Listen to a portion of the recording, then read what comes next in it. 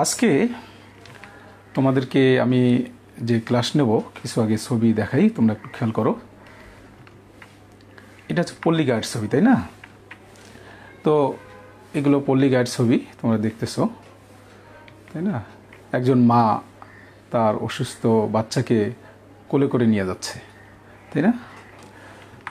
আচ্ছা, বলো তো ছবিতে শহরের না গ্রামের মাদের দেখতে পাচ্ছি? আশা করি তোমরা বলতে পারবে কি গ্রামের মা, তাই না? মানে পল্লী মা, পল্লী জননী। তো আজকের আমাদের পাঠের শিরোনাম কি? পল্লী জননী।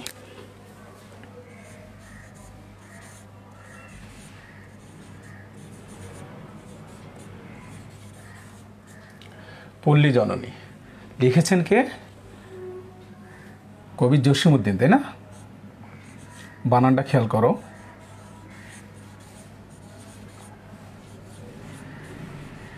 এখানে একটা হসন্ত, দ দীর্ঘইকার দন্তেন্য। অনেকে দয় দয় একসঙ্গে দেয়, কিন্তু একসঙ্গে হবে না।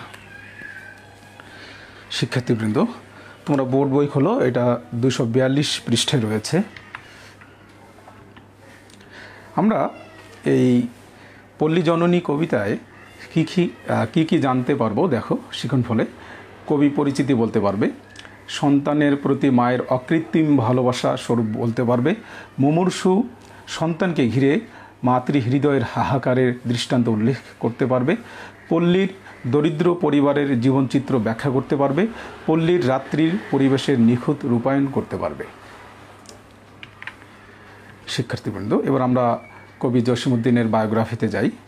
খেয়াল করো, কবি জসীমউদ্দিনের বাড়িটা, ওনার জন্ম হচ্ছে 1903 খ্রিস্টাব্দে। আচ্ছা, এখানে একটু কথা বলে নেই। বোর্ড বইয়ে এবং বেশিরভাগ যত ওনার বই রয়েছে সবগুলোতে 1903 সাল লেখা, কিন্তু আসলে ওনার জন্ম কিন্তু 1903 সালে নয়। আমি বোর্ড বইয়ের বাইরে একটু তথ্য দিচ্ছি। সেটা হচ্ছে ওনার অরিজিনাল জন্ম হচ্ছে 1902 সালে। তোমরা এখন ভাববে যে স্যার এটা কেমন কথা? হ্যাঁ, উনি একটা অনুষ্ঠানে মজা করে বলেছিলেন ওনার যে স্কুলের প্রধান শিক্ষক, এটা ওই 9-এর নাম রেজিস্ট্রেশনের সময় বয়সটা 1 বছর কমিয়ে দিয়েছে। এই জন্য উনি বলেছিলেন যে স্যার আমার 1 বছর জীবন থেকে কি খেয়ে ফেলছে। তো যাই হোক, ওনার অরিজিনাল জন্ম হচ্ছে 1902 সাল, কিন্তু সার্টিফিকেট হচ্ছে কি 1903 সাল। ফরিদপুর জেলার তাম্বুলখানা গ্রামে ওনার জন্ম। মাতুল্লায় জন্মগ্রহণ করেন উনি। শিক্ষাজীবন মাধ্যমিকে ফরিদপুর জেলা স্কুল, উচ্চ মাধ্যমিক রাজেন্দ্র কলেজ, উচ্চশিক্ষা BA রাজেন্দ্র কলেজ এবং MA কলকাতা বিশ্ববিদ্যালয়। কর্মজীবন উনি অনেক জায়গায় উনি বলবো যে জীবন অতিবাহিত করেছেন। এর মধ্যে দেখো, ওনার শিক্ষকতা শুরু হয় প্রথমে কলকাতা বিশ্ববিদ্যালয়, পরে ঢাকা বিশ্ববিদ্যালয় বাংলা প্রভাষক পদে। পরে উনি প্রাদেশিক সরকারের প্রচার বিভাগের পাবলিসিটি অফিসার হিসাবে যোগদান করেন। চাকরির পাশাপাশি তিনি সাহিত্য সাধনায় মগ্ন ছিলেন। উনি অনেক গ্রন্থ লিখে গেছেন। কয়েকটি গ্রন্থের বলছি এখানে: নকশিকাথার মাঠ, সজন বাদিয়ার ঘাট, সখিনা, রাখালি, বালুচর, ধানক্ষেত, সলে মুসাফির, জীবনকথা, বোবা কাহিনী, হাসু, একপাশের বাসী, বাঙালি হাসির কাহিনী, কবর, বাঁশের বাসী ইত্যাদি। হ্যাঁ, আচ্ছা, এবার আসো যে উনি তো পল্লীর মানুষের আশা স্বপ্ন নিয়েই তো লেখেন, তাই না? এই জন্য তো তাকে পল্লী কবি বলা হয়। তো ওনার মৃত্যু তারিখটা আগে জেনে নেই, যে 1976 সালের 14 মার্চ ঢাকায় মৃত্যুবরণ করেন।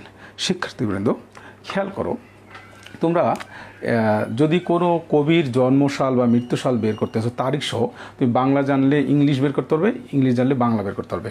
সূত্রটা একটু খেয়াল করবে। যেমন ধরো, এখানে জন্ম দেওয়া আছে, বছর যদি ধরি, তারপরে ধরো মাস এবং দিন। খেয়াল করো, ওনার জন্ম হচ্ছে 1903, সার্টিফিকেটে অরিজিনালি তো 1902, 30 অক্টোবর।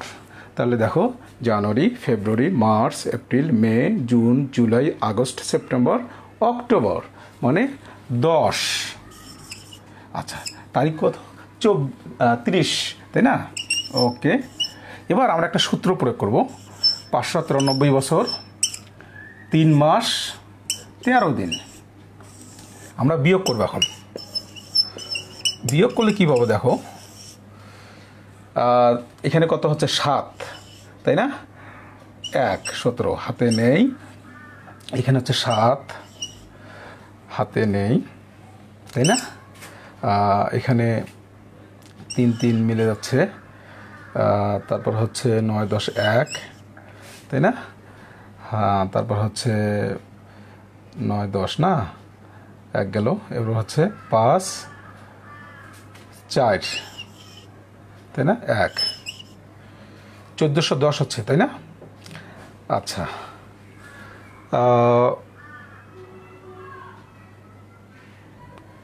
যদি 7 বৈশাখ জ্যৈষ্ঠ আষাঢ় শ্রাবণ ভাদ্র আশ্বিন কার্তিক, তাহলে এটা হবে কার্তিক। খেয়াল করো, তাহলে 17ই কার্তিক 1410 বঙ্গাব্দ। তুমি বাংলা জানলে ইংলিশ যদি বের করতে চাও তাহলে 593 বছর 3 মাস 13 দিন যোগ করবা, তখন তুমি কি খ্রিস্টাব্দ পেয়ে যাবে। এটা এইভাবে তুমি যে কোনো কবি সাহিত্যিক, এমনকি তোমার নিজের জন্ম তারিখও বের করতে পারবে। শিক্ষার্থীবৃন্দ খেয়াল করো, আমরা জসীমউদ্দীনের সম্পর্কে অনেক জানবো। ওনাকে পল্লী কবি বলা হয়, তোমরা জানো। তো পল্লী কবি বলাতে উনি একটু মন খারাপ করেছিলেন যে উনি এত শিক্ষিত। তোমরা জানো যে উনি কলকাতা বিশ্ববিদ্যালয়ে লেখাপড়া করেছেন। বাংলায় স্নাতকোত্তর যখন উনি করেন, ওনার একটা কবর কবিতা ছিল, বিখ্যাত কবিতা। অবশ্য উনি এটা ক্লাস 10-এ লিখেছিলেন, কিন্তু যখন উনি মাস্টার্সে পড়েন তখন তার এই কবর কবিতাটি নবম দশম শ্রেণীর পাঠ্য বইয়ে, যেমন এখন তোমরা এনসিডিবিতে বোর্ড বই পড়তেছো, তো ওনার ওই কবর কবিতাটা তখন ছিল প্রবেশিকা, অর্থাৎ এসএসসির সমান এটা কি সংযুক্ত করা হয়। তার মানে দেখো, উনি মাস্টার্সের স্টুডেন্ট আর ওনার কবিতা মানে বোর্ডের বইয়ে কি সংযুক্ত করা হয়। তোমরা যদি ওনার সম্পর্কে আরও জানতে চাও, ওনার সম্পর্কে বলে অনেক কিছু বলা যাবে। তোমরা হয়তো স্লাইডে কিছু দেখতেছো, আমি কিছু তথ্য দেবো বইয়ের বাইরে। হ্যাঁ, জসীমউদ্দীন অনেক পুরস্কার পেয়েছেন। তোমাদের বোর্ড বই লেখা আছে যে 21 পদক আর ডিলিটের কথা আছে, কিন্তু বাংলা একাডেমি যে পুরস্কার পায় বোর্ড বই লেখেনি। এবং কেন লেখেনি এটার কারণটা বলি। উনি 1969 সালে বাংলা একাডেমি পুরস্কার পেয়েছিলেন। 1972 সালে বঙ্গবন্ধু শেখ মুজিবুর রহমান যখন উনি জাতীয় কবি নির্বাচনের জন্য ক্যাবিনেটে প্রস্তাবনা দিয়েছিলেন, অনেকের নাম এসেছিল। তার মধ্যে জসীমউদ্দীনের নাম ছিল, কাজী নজরুল ইসলামের নাম ছিল, তারপরে জীবনানন্দ দাশ, তারপর হচ্ছে রবীন্দ্রনাথ ঠাকুর, হ্যাঁ, প্রমুখ কবিদের নাম ছিল। তো সেখানে বঙ্গবন্ধু চূড়ান্তভাবে কাজী নজরুল ইসলামকে জাতীয় কবির হিসেবে স্বীকৃতি দেন এবং ওনাকে ভারত থেকে বাংলাদেশে এনে নাগরিকত্ব তো দেয়, চিকিৎসার ব্যবস্থা করেন পিজি হাসপাতালে এবং তার পরিবারের ভরণ পোষণের জন্য ব্যবস্থা করেন। তখন এই জসীমউদ্দীন উনি একটু মনক্ষুণ্ণ হয়েছিলেন যে উনি জাতীয় কবি উপাধি না পাওয়ার কারণে, এই জন্য অভিমানে 1972 সালে বাংলা একাডেমি পুরস্কার উনি প্রত্যাখ্যান করেন। এই জন্য বোর্ড বইয়ে হয়তো লেখেন। এখানে শিক্ষার্থীবৃন্দ আরেকটু তথ্য দেই। তোমরা জানো যে ওনার গ্রামে তো আছে বাড়ি, ফরিদপুরে তাম্বুলখানা, এবং ঢাকায় কমলাপুর স্টেশনের পাশে ওনার আছে, দেখবা জসীমউদ্দীন রোড একটা আছে, ওনার বাড়ি আছে, এবং উত্তরাও একটা দেখবা যে জসীমউদ্দীন রোড রয়েছে। তা ওনাকে পল্লী কবি বলাতে উনি একটু মন খারাপ করেছিলেন প্রথমের দিকে, যে আমি এত লেখাপড়া করেছি, কলকাতা ইউনিভার্সিটিতে উনি বাংলা মাস্টার্স করেছেন, হ্যাঁ, এবং ওখানে প্রভাষক পদে চাকরি করেছেন কলকাতা ইউনিভার্সিটিতে, ঢাকা বিশ্ববিদ্যালয়ে বাংলা প্রভাষক পদে চাকরি করেছেন। ওনার নামে একটা হলও আছে ঢাকা ইউনিভার্সিটিতে, কবি জসীমউদ্দীন হল। পরে তো উনি সরকারি চাকরিতে কি ওখানে ট্রান্সফার হয়ে যান, ডেপুটি, এটা হচ্ছে রিসার্চ অ্যাসিস্ট্যান্ট। হ্যাঁ, এটা পদের নাম হচ্ছে সরকারি পোস্ট এটা। হ্যাঁ, বোর্ড বইয়ে এভাবে কোন পদে ডিরেক্টলি ওইভাবে নেই। হ্যাঁ, তবে আমি আগের স্লাইডে আমি তোমাদেরকে দেখিয়ে দিয়েছি, উনি যেহেতু সাহিত্যিক মানুষ, হ্যাঁ, উনি গানের একটা ইয়া ছিল, কালচারাল অফিসার হিসেবে উনি ছিলেন। হ্যাঁ, এখানে আমি দিয়েছি, দেখো, এটা হচ্ছে প্রাদেশিক সরকারের প্রচার বিভাগের পাবলিসিটি অফিসার। হ্যাঁ, এটা সংস্কৃতি মন্ত্রণালয়ের অধীনে ছিল।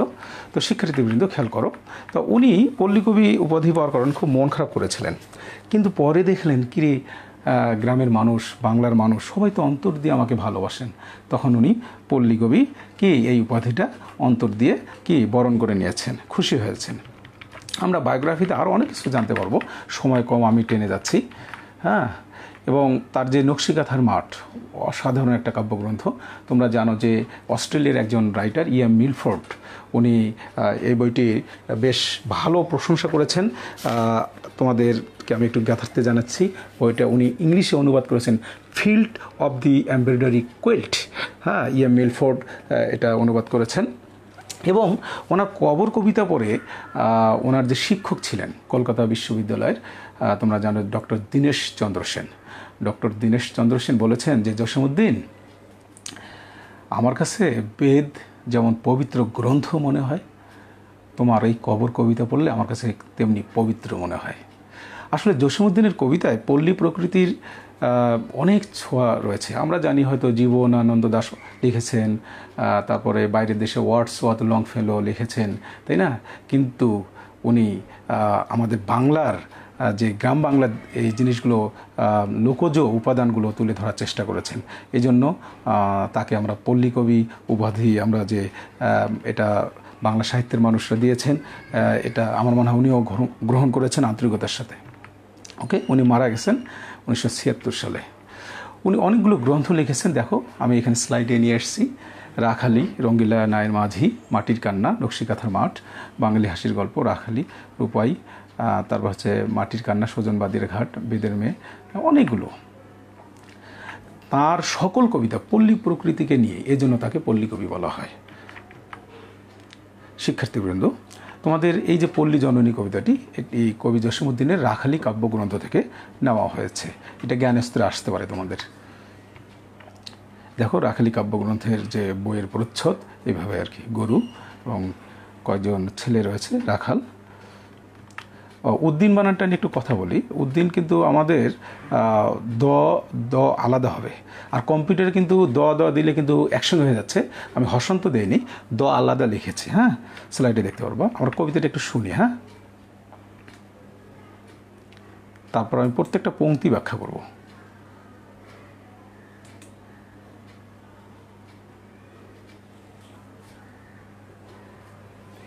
তোমরা কবিতাটা শোনো। পল্লীকবি জসীমউদ্দিনের চির হৃদয়জয়ী কবিতা পল্লী জননী।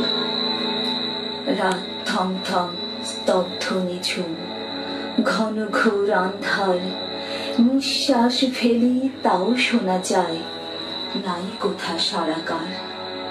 রুগ্ন ছেলের শিওরে বসিয়া একলা জাগিছে মাতা, করুণ চাহনি ঘুম ঘুম যেন ঢুলেছে চোখের পাতা। শিওরের কাছে নিবু নিবু দ্বীপ ঘুরিয়া ঘুরিয়া জলে, তারই সাথে সাথে বিরহী মায়ের একলা পরাণ দোলে। ভন ভন ভন জমাট বেঁধেছে বুনো মশকের গান, এদো ডুবা হতে বহিছে কঠোর পচানো পাতার ঘ্রাণ। ছোট কুড়ি ঘর, বেড়ার ফাঁকেতে আসিছে শীতের বায়ু, শিওরে বসিয়া মনে মনে মাতা গনিছেছে। ওকে শিক্ষার্থীবৃন্দ, তোমরা পল্লী জননী কবিতার কিছু অংশ শুনলে। আমরা এবার কিছু শব্দার্থ যাই। দ্বীপ, তোমরা দেখো, সাজ মানে হচ্ছে সন্ধ্যা, আন্ধার হচ্ছে অন্ধকার, দ্বীপ হচ্ছে প্রদীপ। ছবি সহ দেখতেছ শব্দার্থ। শিওর হচ্ছে মাথা, রুগ্ন হচ্ছে অসুস্থ। এখানে গড় নিচে হসন্ত হবে, কিন্তু কম্পিউটার দিলে একসঙ্গে হয়ে যাচ্ছে, এই জন্য আমি হসন্ত এখানে দেইনি। পচান হচ্ছে পচে গেছে এমন নোংরা জায়গা আর কি। শিওরে মানে পাশে। আচ্ছা, নয়ন নীর হচ্ছে চোখের পানি, নীর মানে হচ্ছে বাসা, আরং হচ্ছে মেলা। তোমরা আশা করি শব্দার্থগুলো দেখলে, ছবি সহ দেখলে। এবার আমি পাঠ বিশ্লেষণে যাব। আমি প্রথমে বলে নেই, এই পল্লী জননী কবিতাটি একটি মাত্রাবৃত্ত ছন্দে লেখা।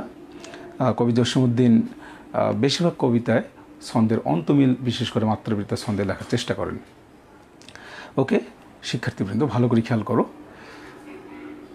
রাত থম থম, স্তব্ধ নিঝুম, ঘোর ঘর আন্ধার, নিঃশ্বাস ফেলি তাও শোনা যায় নাই কথা সারাকার। রুগ্ন ছেলের শিওরে বসিয়া একলা জাগিছে মাতা, করুণ চাহুনি ঘুম ঘুম যেন ঢুলিছে চোখের পাতা। শিওরের কাছে নিবু নিবু দ্বীপ ঘুরিয়া ঘুরিয়া জলে, তারই সাথে সাথে বিরহী মায়ের একলা পরাণ দোলে। খেয়াল করে শিক্ষার্থীবৃন্দ, আমি পংক্তিগুলোকে তোমাদের অনুধাবনের জন্য, বোঝার জন্য, বোধগম্যের জন্য আমি ছবি নিয়ে এসেছি। আশা করি তোমাদের এতে সহজ হবে। তোমরা জানো যে সৃষ্টিকর্তা আমাদেরকে দিনও দিয়েছেন, রাত্রও দিয়েছেন, তাই না? রাত্রে সাধারণত বিশ্রামের জন্য, কিন্তু দেখো পল্লী মা এখানে সন্তানের জন্য জেগে আছে। চারদিকে অন্ধকার, তাই না? দেখো ঘুটঘুটে অন্ধকার। উনি এখানে আন্ধার শব্দটা ব্যবহার করেছেন। এটা একটি লোকজ শব্দ, আঞ্চলিক শব্দ। উনি কিন্তু অন্ধকার বলতে পারতেন। দেখো ছন্দের হয়তো মিল রাখা, তো এটা একটা অবশ্যই কারণ রয়েছে। পাশাপাশি উনি যে ওই মানে পরিবেশের আবহ সৃষ্টি করার জন্য এই আন্ধার শব্দটি পিক করেছেন, উনি অন্ধকার বলেননি।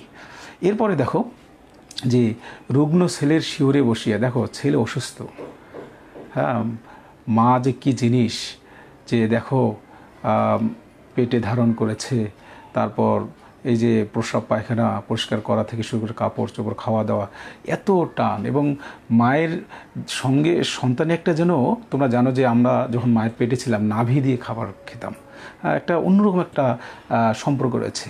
তারপর যখন এই পৃথিবীতে আমরা ভূমিষ্ঠ হই, নাভি কেটে দেওয়া হয়, কিন্তু তারপরও এটা মনে হয় ওয়ারলেস মতন যে সংযোগ থেকেই যায়। আমি একবার গাজীপুরে, ওখানে একটা আগে প্রাইভেট ক্যাডেট কলেজে যখন আমি বাংলা প্রভাষক ছিলাম, তখন ক্যাডেটের সঙ্গে আমরা খেলতে গিয়ে এক মানে ক্যাডেটের হাত ভেঙে গেল। তা হাউমাগুড়ি কাঁদতেছে, হ্যাঁ, ধাক্কা খেয়ে হয়তো পড়ে গেছে। তো আমরা টিচার্স রুমে নিয়ে আসলাম, ফার্স্ট এড দিচ্ছি। তো ওই সময় ওর মা ফোন দিয়েছে। আমি অবাক হয়ে গেছি যে মা কি করে মানে বুঝতে বললো তারবিহীন। শুধু মোবাইলে বললো, স্যার আমার ছেলেটার সঙ্গে কতদিন ধরে কথা বলি না, খুব দেখতে ইচ্ছে করছে, প্লিজ স্যার দেন না। তখন আমরা বললাম প্যারেন্টস মিটিং ছাড়া তো সন্তানের সঙ্গে কথা বলা যাবে না। অনেক অনুরোধ করেছেন, কিন্তু ছেলে হাউমাগুড়ি কাঁদতেছে, আমরা কীভাবে দিই বলো? পরে সিদ্ধান্ত হলো যে না, এই মুহূর্তে কথা বলা দেওয়া যাবে না, তবে হ্যাঁ আগামীকাল যেন আসতে পারেন এটা বলা যেতে পারে। ওর ওই গার্ডিয়ান আগামীকাল আসতে পারবেন বলে অনেক খুশি হয়েছেন যে প্যারেন্টস মিটিং ছাড়াও আসা যাবে। এসে পরের দিন যখন আসলেন, হ্যাঁ, উনি তো ছেলেকে এই হাত বাঁধা দেখে, হ্যাঁ, আমরা ওখানে মেডিকেলে নিয়ে গেছিলাম, মা তো অজ্ঞান হয়ে গেছে। দেখো প্রত্যেকটা মা তার সন্তানকে কীভাবে ভালোবাসে, স্নেহ করে, মমতা করে, তাই না? ব্লাড ইজ থিকার দ্যান ওয়াটার, রক্তের টান বড় টান। তো এই মা যে রাত জেগে আছে, চোখের পাতা একদম কি খুবই টায়ার্ড ভাব। যেমন আমি কিন্তু আজকে রাত্রে এই স্লাইড তৈরি করতে আমি রাত্রে ঘুমাতে পারিনি। অন্যদিন ফজরের নামাজের পরে ঘুমানোর চেষ্টা করি, কিন্তু আজকে স্লাইড তৈরি করতে হয়তো সুযোগ পাইনি। তো না ঘুমালে যে কি ক্ষতি হয় চোখের, হ্যাঁ। তো মা দেখো একদিন না কয়েকদিন উনি এভাবে রাত জেগে আছেন সন্তানের জন্য শুধু, তাই না? এবং দেখো তখন তো কারেন্ট ছিল না, এটা বাতি নিবু নিবু দিয়ে বোঝানো হচ্ছে যে তাহলে ওই সময় কি পরিবেশ, কি আবহাওয়া ছিল, তাই না? এই তোমার এই যে আমরা যে অনেক সময় হারিকেন বা ধরো ন্যাম্পো কেউ বলি আঞ্চলিক ভাষায়, হ্যাঁ, এই আলো দিয়েই রাত যেন মা কি সন্তানের পাশে কি রাত্রি অতিবাহিত করতেছেন, মার মন এদিকে আনসান করতেছে। এরপরে দেখো ভন ভন ভন জমাট বেঁধেছে বুনো মশকের গান, এদো ডোবা হতে বহিছে কঠোর পচান পাতার ঘ্রাণ, কঠোর পচান পাতার ঘ্রাণ। ছোট কুড়ে ঘর বেড়ার ফাঁকেতে আসিছে শীতের বায়ু, শিউরে বসিয়া মনে মনে মাতা গণিছে ছেলের আয়ু। খেয়াল করো শিক্ষার্থীবৃন্দ, এখানে মশার ছবি আমি নিয়ে এসেছি। তোমরা জানো যে নোংরা পরিবেশে মশা কি জন্মলাভ করে, এবং দেখা যায় যে অনেক সময় পরিষ্কার জায়গাতে হতে পারে, যেমন ফ্রিজের নিচে হতে পারে, ডাবের খোসায় হতে পারে। তো যাই হোক, এখানে যেহেতু এখানে পল্লীর কথা বলা হচ্ছে, তো ওই মায়ের যে মানে কথা বলা হচ্ছে, ওনার বাড়ির আশেপাশে একটু ডোবা ছিল। ডোবা বোঝো, আঞ্চলিক ভাষায় ডোবা বলে, কেউ কেউ পুকুর বলে। তো একটু নোংরা ছিল। তোমরা জানো যখন কচুরি বানা থাকে বা বিভিন্ন ধরনের গাছের পাতা পড়ে, হ্যাঁ, সেটা কী হয়ে যায়, একদম নষ্ট হয়ে গেছে, গন্ধ উঠে গেছে, তাই না? তো ওই ছোট কুড়ে ঘর, তোমরা তো জানো জসীমউদ্দীনের বেশিরভাগ কবিতা, আসমানি কবিতাও পড়েছে ওই কুড়ে ঘর নিয়ে লেখা, তাই না? আচ্ছা, তো বেড়ার ফাঁকেতে হয়তো সেখানে বাতাস আসতেছে এবং শীতকাল, হ্যাঁ, শিউরে বসিয়া মনে মনে মাতা গণিছে ছেলের আয়ু। খেয়াল করো এখানে যে এদিকেই তার কুড়ে ঘরে বাতাস প্রবাহিত হচ্ছে এবং মা রাত্রে ভাবতেছে এই মনে হয় ছেলের আয়ু আর বেশি দিন নেই, কারণ মুমূর্ষু। চিকিৎসা ব্যবস্থা ওই সময় যে উন্নত চিকিৎসা ব্যবস্থা করবে টাকাও ছিল না তার, তাই না?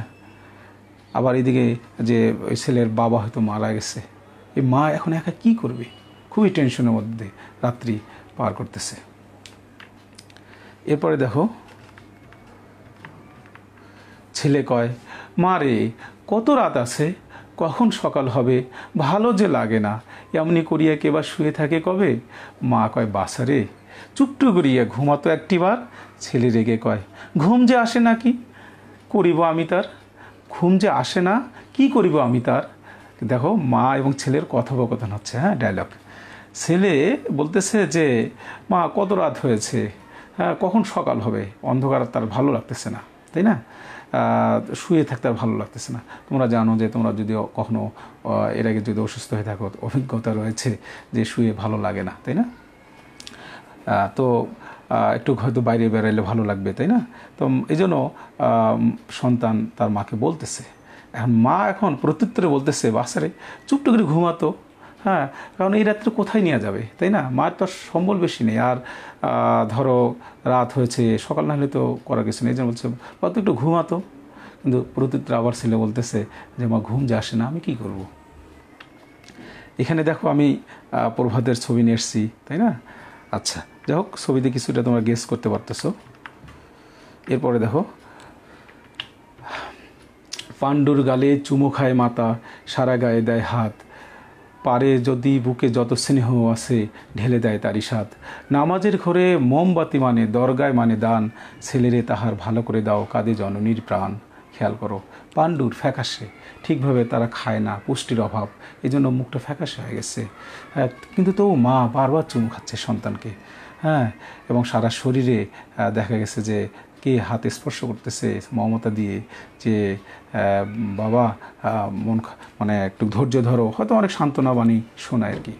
এবং ছেলের সুস্থতার জন্য যে দেখো মা কিছু নিয়ত করেছে যে নামাজের ঘরে উনি মোমবাতি দিবেন, মানত করেছেন, দরগায় কিছু দানও করবেন।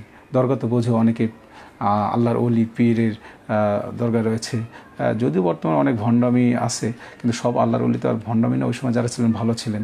তো যাই হোক, তাদের অনুসারী হয়তো কেউ কেউ খারাপ হয়ে গেছে।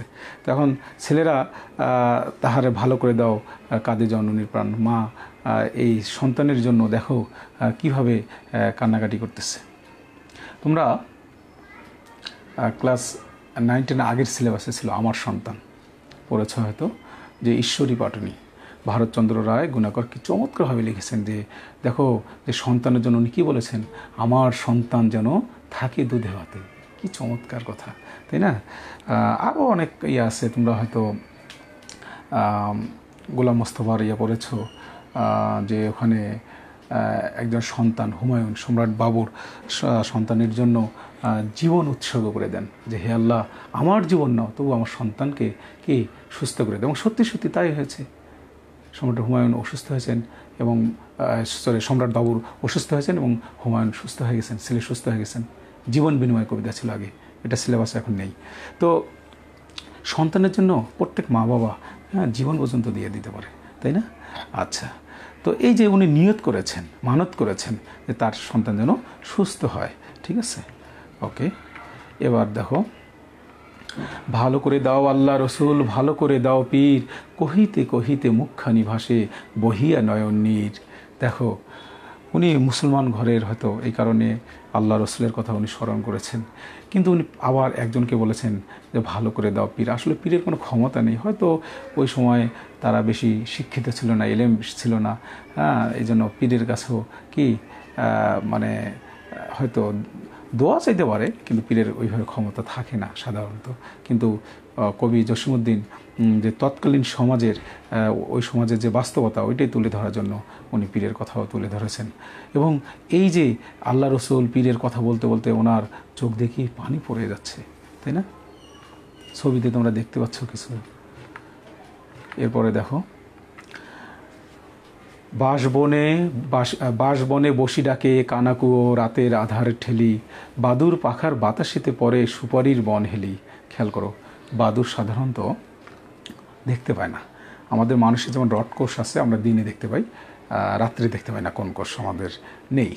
আবার দেখবা যে কুকুর, বিড়াল, বাঘ এরা দিনও দেখতে পারে, রাত্রেও দেখতে পারে, ওদের রটকোষ কোন কোষ আছে। কিন্তু বাদুর কিন্তু নেই। বাদুর কী করে? তার যে পাখা আছে, ঝাপটানি শব্দ করে প্রতিধ্বনির মাধ্যমে শুনতে পায় এবং তার অভীষ্ট লক্ষ্যে যেতে পারে।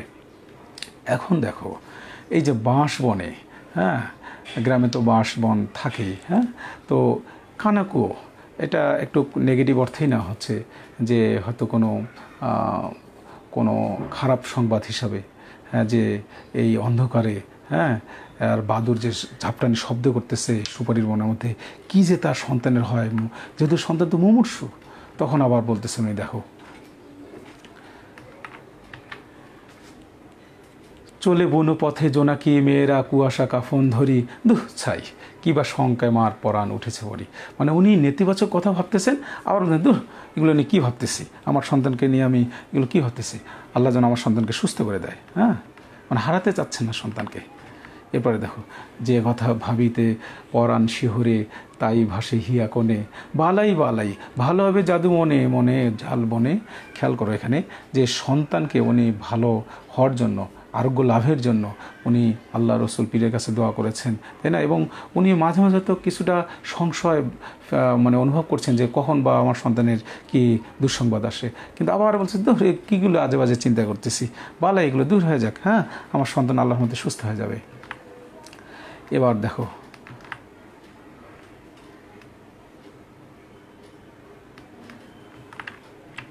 ছেলে কয় মাগো পায়ে পড়ি বলো, ভালো যদি হই কাল, করিমের সাথে খেলিবারে গেলে দিবে না তো তুমি গাল।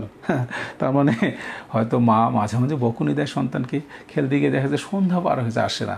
এই জন্য ছেলে মাকে বলছে যে আমি আমাদের যে বাড়ির পাশে করিমের সাথে আমি খেলা করবো, তা তুমি তো গালাগালি করবে না তো? হ্যাঁ, সুস্থ হলে সে এটা খেলতে যাচ্ছে আর কি। তেমন তারও একটা সুস্থ একটা আশা। এবং আমি দেখো ছবির মধ্যে দেখো গ্রামের কিছু খেলার স্মৃতির কথা নিয়ে এসেছে, যেমন ঘুড়ির কথা নিয়ে আসছি, হ্যাঁ, এগুলো অ্যাকচুয়ালি নস্টালজিয়া অনুভূতি। হ্যাঁ, ছোটোবেলায় তোমরা ছিলে, আরও ছোটোতে এগুলো দেখেছ। আচ্ছা মা বলো, এমন হয় না রহিম চাচার ঝাড়া, এখনই আমারই এত রোগ হতে করিতে পারে তো খাড়া। মাকে বলবো সেই রুগ্ন ছেলের মুখে পানে আঁখি মেলে, ভাষা ভাষা তার যত কথা যেন সারা প্রাণ দিয়ে গেলে। খেয়াল করো, সন্তান অর্থাৎ ছেলেটা সুস্থ হতে যাচ্ছে, তা এখন বলতেছে যে মা রহিম চাচা আগে মানে চিকিৎসা ব্যবস্থা ঝাড়ফুঁকটা কি বেশি ব্যবহার ছিল, এটা আল্লাহ রসুলের যুগে ছিল, ঝাড়ফুঁক কিন্তু সুন্নত, খারাপ না। কিন্তু কিছু কিছু জটিল রোগে আমাদের অবশ্যই হাসপাতালে যেতে হবে, কী কয় ডাক্তারের পরামর্শ নিতে হবে, কিন্তু তারপরও সর্বোপরি মহান আল্লাহর উপর ভরসা থাকতে হবে। তো এখানে ছেলেটি দেখো, রহিম চাচা হয়তো উনি একজন ইমানদার লোক, মসজিদে 5 ওয়াক্ত নামাজ পড়েন, হয়তো নামাজও পড়ান, ঝাড়ফুঁক দেন। তো ওনার কি একটু আহ্বান করতে চাচ্ছেন যে মা একটু নিয়ে আসো তো চাচাকে, আমাকে ঝাড়ফুঁক দিলাম আমি মনে হয় এত সুস্থ হয়ে যাব। হ্যাঁ, মা কেবল বসি রুগ্ন ছেলের মুখ পানে আঁখি মেলে, ভাষা ভাষা তার যত কথা যেন সারা প্রাণ দিয়ে গেলে। মা শুধু ছেলের কথা শুনতেছে, কি করবে অসহায় মা। হ্যাঁ, এরপরে দেখো, শোনো মা আমার লাটাই কিন্তু রাখিও যতন করে, রাখিও ঢ্যাপের মোয়া বেঁধে তুমি স্বাদ নরি শিকা ভরে, খেজুরে গুড়ের নয়া পাটালিতে হুরুমের কোলা ভরে, ফুলঝুরি শিকা সাজাইয়া রেখো আমার সুমুখ পরে। দেখো ছেলে অসুস্থ, কিন্তু সে সুস্থ হওয়ার পর কী কী করবে তার একটা চার্ট দিয়ে দিছে, তাই না? সে ঘুড়ি লাঠাই, দেখো এখানে ছবি নিয়ে এসছে আমি। এবং সে যে মোয়া খাবে, যে মুড়ির মোয়াগুলো, হ্যাঁ, এগুলো শিকার মধ্যে রাখবে। শিখে দেখো যে কি উঁচু, হ্যাঁ, ওগুলোতে সাধারণত বিড়াল উঠতে পারে না, ইঁদুর উঠতে পারে না, মানে খাবারটা নিরাপদে থাকে। মোয়া, হ্যাঁ, এগুলো মায়ের কাছে কি, এগুলো একটা বলবো যে তার তালিকা দিচ্ছে আর কি, খাবার তালিকা। হ্যাঁ, এরপরে দেখো ছেলে চুপ করে, মাও ধীরে ধীরে মাথায় বোলায় হাত, বাহিরিতে নাচে জোনাকি আলোয় থমথম কালো রাত। রুগ্ন ছেলের শিওরে বসিয়া কত কথা মনে পড়ে, কত কথা পড়ে মনে, কোনো দিন সে যে মায়েরে না বলে গিয়েছিল দূর বনে। খেয়াল করো শিক্ষার্থীবৃন্দ, যে মা এবং ছেলে কথোপকথন কিন্তু রাত্রে চলছে। এক পর্যায়ে ক্লান্ত হয়ে ছেলে কি চুপ হয়ে যায়, অত ঘুম ধরে গেছে তার, তাই না? মা তবু আস্তে আস্তে কে মাথা হাত বুলিয়ে দিচ্ছে।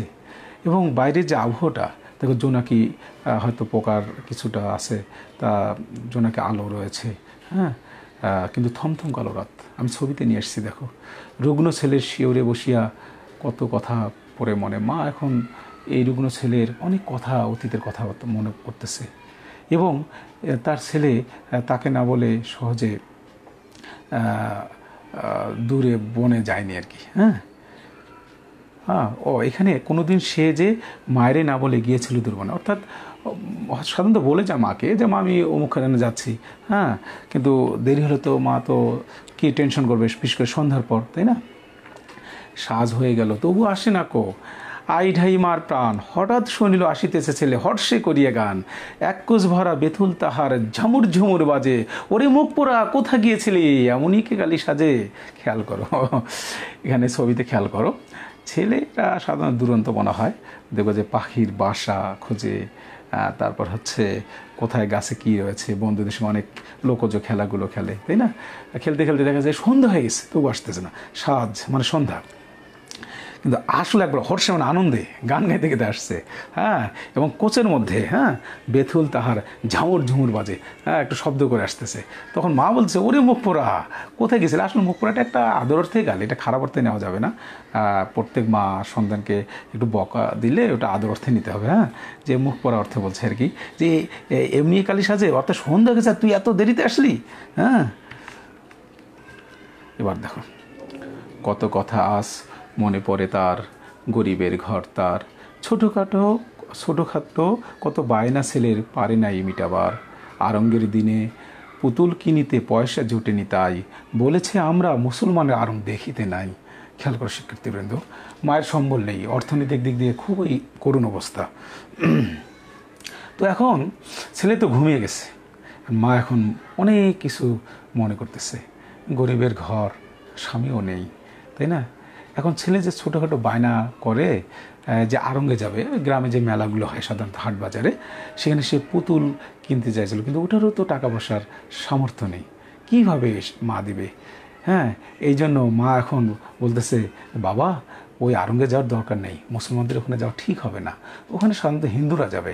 হ্যাঁ, কারণ আরং মেলায় হিন্দুদের অনেক কিছু জিনিস থাকে, সংস্কৃতির দিক দিয়ে ওরা এই ধরনের বেশি আর কি এগিয়ে রয়েছে। তো মা এখন টাকা নেই, কারণ ঢাকার জন্য সে কি করতেছে, যে মুসলমানের দেখা নেই, হ্যাঁ, দেখা যাবে না, তাই না? এটা হচ্ছে শিরকি বা কুফরি কাজ হতে পারে, এই জন্য নিষেধ করতেছে। কারণ ছেলে না পাল্টা বলতেছে কি দেখো, করিম যে গেল আজিজ চলিল এমনই প্রশ্নমালা, উত্তর দিতে দুঃখিনী মায়ের দ্বিগুণ বাড়িত জ্বালা। খেয়াল করো শিক্ষার্থীবৃন্দ, করিম আসলে এটা আব্দুল করিম হবে এবং আব্দুল আজিজ হবে, কারণ করিম এবং আজিজ আল্লাহর আসমাউল হোসনা গুণবাচক নাম। কবি হয়তো ছন্দ মিলানোর জন্য এখানে আব্দুল কথাটা বললেননি, শুধু করিম ও আজিজ বলছে। এটা মুসলমান ঘরের সন্তান। তো মা যে একটু আগে অজুহাত দিল যে মুসলমানদের আরং দেখতে নেই, হ্যাঁ, ওখানে কুফরি শিরকি হতে পারে, তখন সে পাল্টা জবাব দিল আসলে, কেন করিম আজিজ যে গেল, তা ওরা কি মুসলমান না? হ্যাঁ, মা কি উত্তর দেবে? মা তখন আরও কষ্টে কি দ্বিগুণ বাড়িতে জ্বালা, মানে আগে বলেছিল আর কি কথাগুলো। এবার দেখো, আজও রোগে তার পথ্য জটিনি, ওষুধ হয়নি আনা, ঝরে কাঁপে যেন নীরের পাখিটি জড়ায় মায়ের ডানা। পথ্য মানে ওষুধ, টাকা পয়সা নয়, কীভাবে ওষুধ আনবে? আমি এখানে দেখো কবিরাজের কিছু চিকিৎসার নিয়ে আসছি পথ্য হিসাবে, তা কিনতে পারেনি মা। ছেলের চিকিৎসার জন্য, ঠিক আছে। কিন্তু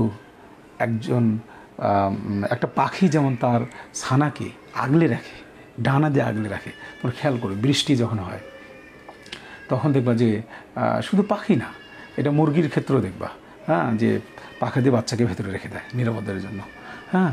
তো মা তেমনি তার সন্তানকে যেন আগলে রাখতে যাচ্ছেন, মায়ের ডানা বলতে এখানে স্নেহ, মমতা, ভালোবাসা দিয়ে। কি কত প্যাথেটিক দেখো, অর্থনীতির সমস্যা থাকলে কি হয়। এরপর দেখো, ঘরে চালেতে হুতুম ডাকিছে অকল্যাণী সুর, মরণের দূত এলো বুঝি হায়, হাকে মায় দূর দূর। দেখো এই জায়গায় হুতুম পেছার আমি একটা ছবি নিয়ে আসছি। এটা সাধারণত অশুভ লক্ষণের একটা প্রতীকী রূপ। কবি এখানে নেতিবাচক প্রতীকী রূপ হিসেবে আনার জন্য এটা বলেছেন। তো মা ভাবতেছে যে কী রে, হুতুম পেছার ডাক, হ্যাঁ, বাড়ির পাশে মনে হয় মরণের দূত বলছেন আজরাইল, মালাকুল মউত। তোমরা জানো যে কুল্লু নাফসুন জায়কাতুল মাউত, প্রত্যেক প্রাণীকে মৃত্যুর স্বাদ গ্রহণ করতে হবে। মা ভাবতেছে আমার সন্তান ইরি আল্লাহ মুমূর্ষু, কখন যে মারা যায়, আজরাইলকে আসতেছে নাকি। তখন বলছে দূর, এগুলো কী চিন্তা করতে, যা দূর হ দূর হ। হ্যাঁ, ওকে, মা কখনো খারাপ চিন্তা করতেছে, আবার নিজেকে সান্ত্বনাও দিচ্ছে। দেখো নিজে পচা ডোবা হতে বিরোহিনী ডাক ডাকিতেছে ঝুরি ঝুরি, কৃষাণ ছেলেরা কালকে তাহার বাচ্চা করেছে চুরি। খেয়াল করে শিক্ষার্থীবৃন্দ, এখানে দেখো আমি কয়েকজন ছেলের ছবি নিয়ে আসছি। এটা পাখির বাসার মধ্যে ঢিল ছড়ে, অনেক সময় নিজেও নিয়ে আসে। কিন্তু প্রত্যেক প্রাণী তার সন্তানকে কিন্তু অন্তর দিয়ে ভালোবাসে, সেটা হতে পারে অন্য প্রাণী। তো এখানে এই যে তোমার একটা পাখি, এখানে ধরো বিরোহিনী ডাক ডাকি দিচ্ছে ঝুরি ঝুরি, এটা ডাহুক পাখি ধরো, তার বাচ্চাকে চুরি করছে ছোট বাচ্চারা, যে গ্রামের ছেলেরা। এখন বাচ্চা নেই, এই জন্য মা মানে একটু ডাকতেছে ঝুরি, প্যাথেটিক মানে কষ্টে ডাকতেছে, সন্তান নেই। এখন এই দৃশ্যটা দেখো, কবিতার চিত্রকল্প দেখো, কবিতা যেমন উপমা থাকে, চিত্রকল্প থাকে। কবি এখন দেখো ডাহুক পাখি দেখুন তার বাচ্চাকে হারিয়ে কেমন বেদনায় ডাকতেছে। এখন মা ভাবতেছে কি আমার ছেলে যদি আবার হারিয়ে যায়। এই খ্রিস্টান ছেলেরা যেমন বাচ্চা চুরি করেছে, এখন এখানে বাচ্চা চুরি বলতে তার সন্তান যদি মারা যায়, সন্তান হারা হয়, তখন মায়ের কী হবে, তাই না। মায়ের এগুলো নেতিবাচক কল্পনা আসতেছে মনে মনে। দেখো, ফেরে ভন ভন মশা দলে দলে, বুড়ো পাতা ঝরে বনে, ফোটায় ফোটায় পাতা চোয়া জল ঝরিছে তাহার শোনে।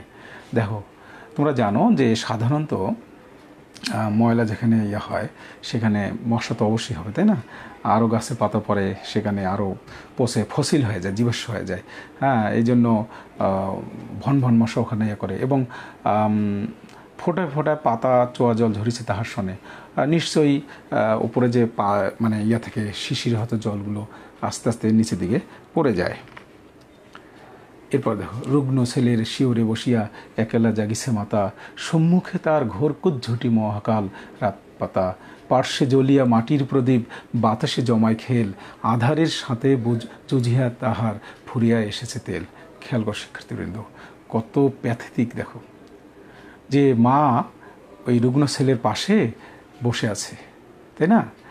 উনি এখানে দেখো সম্মুখে তার ঘোর কুজ্ঝটি হচ্ছে কুটঝটিকা, কুয়াশা অর্থে, এটা নেতিবাচক অর্থে, এটাও মৃত্যুকে আশঙ্কা করতেছে। কুজ্ঝটিকা মহাকাল মানে মৃত্যুকেই বোঝানো হচ্ছে। রাত পাতা যেন সন্তান মুমূর্ষু, কখন মারা যায়, অ্যাবাউট টু ডাই, কখন মারা যায়, তাই না। পার্শ্বে জ্বলিয়া মাটির প্রদীপ, বাতাসে জমায় খেল, গরিব মানুষ ওই যে প্রদীপ জ্বালিয়েছে, কারেন্ট তো ওই সময় ছিল না, আঁধারের সাথে মানে অন্ধকার, জুজিয়া তাহার ফুরে এসেছে তেল। মানে যেমন আমরা অন্ধকার দূরীভূতের জন্য যেমন ধরো এই প্রদীপ বা হারিকেন ল্যাম্প জ্বালাই, এটা একটা যখন তেল শেষ হয়ে যায় তবে যে প্রদীপ নিভে যায়। এখন মা ভাবতেছে আমার সন্তান কবে যেন আমার কাছ থেকে হয়তো আত্মাটা আল্লাহর কাছে, পরমাত্মার কাছে চলে যাবে। হ্যাঁ, এই যে একটা মনের মধ্যে একটা সংশয়, অর্থাৎ সন্তানকে হারাতে চাচ্ছে না, তাই না, সন্তানকে বুকের মধ্যে কাছেই রেখে দিতে যাচ্ছে। এই যে সন্তানের প্রতি মায়ের যে মমত্ববোধ, ভালোবাসা, অকৃত্রিম ভালোবাসা, এটা শাশ্বত ভালোবাসা। সারা বিশ্বের যত মা রয়েছে, হ্যাঁ, এই আমরা মমতা দিকটি আমরা খুঁজে পাই। শিক্ষার্থীবৃন্দ, আমরা কিছু তোমাদেরকে আচ্ছা, আমরা এই কবিতার যে দিকগুলো পেলাম একটু আলোচনা করি। তাহলে কি পেলাম দেখো, প্রথমেই ধরো দারিদ্র্য বা দরিদ্রতা। তারপর আমি কি লিখে দেবো? একটু লিখে দিই, তাহলে তোমাদের সুবিধা হবে। দিকগুলো দেখো, ভাব বা দিক। এটা কি লেখে না?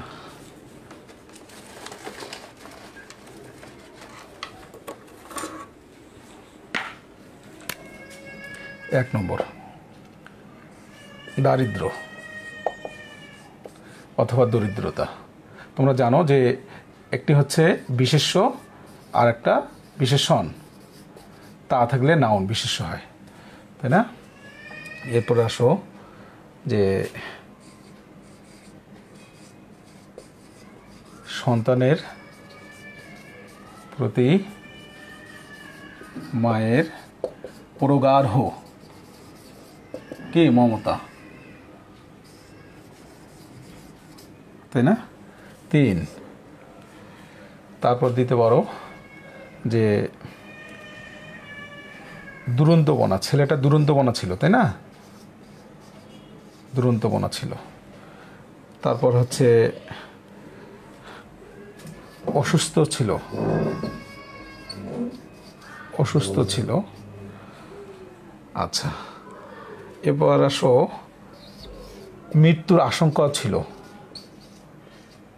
মৃত্যুর আশঙ্কা, আশঙ্কা, তাই না? মোটামুটি 5টি দিক, আরও দিক রয়েছে। তো শিক্ষার্থীবৃন্দ, সময় কম, আমি অন্য স্লাইড দেখাবো তোমাদেরকে। কিছু জ্ঞানস্ত্র প্রশ্ন ধরি। হ্যাঁ, কবি জসীমউদ্দিনকে পল্লী কবি বলা হয় কেন বলো তো? কারণ উনি পল্লী প্রকৃতি নিয়ে কবিতা লিখেছেন, তাই না?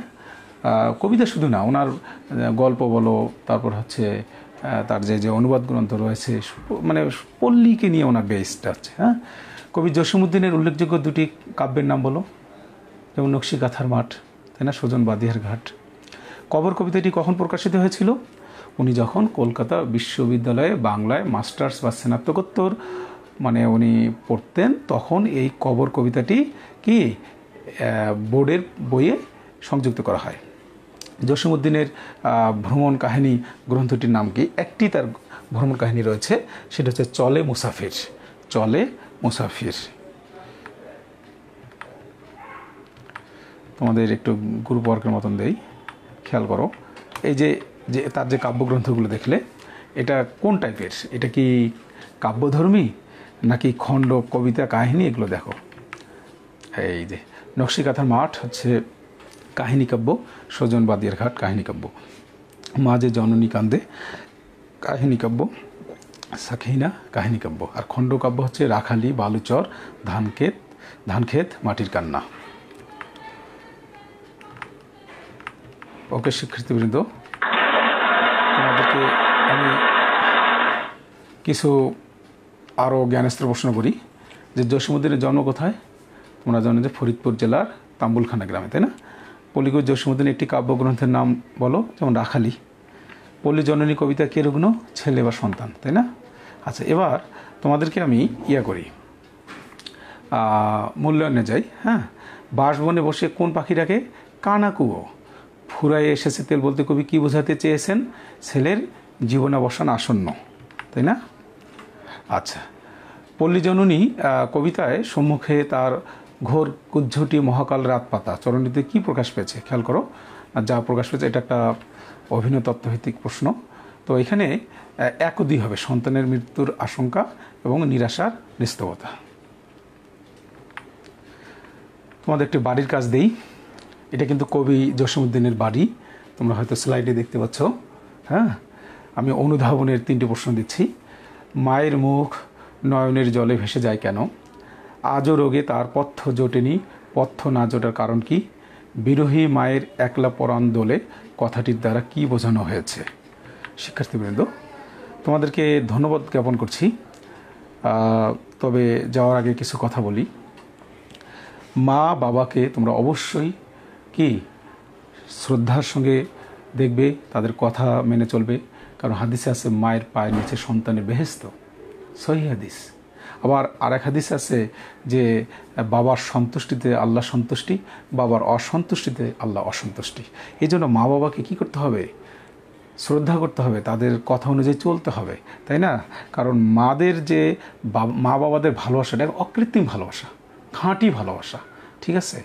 তো আজকের এই ক্লাসে তোমাদেরকে আমি এটাই বলবো যে তোমরা অবশ্যই মা বাবাকে কি সম্মান করবে, তাদের কথা অনুযায়ী কাজ করবে। আমি যাওয়ার আগে একটি গান দিয়ে বিদায় নেব। আশা করি তোমাদের ভালো লাগবে। হ্যাঁ।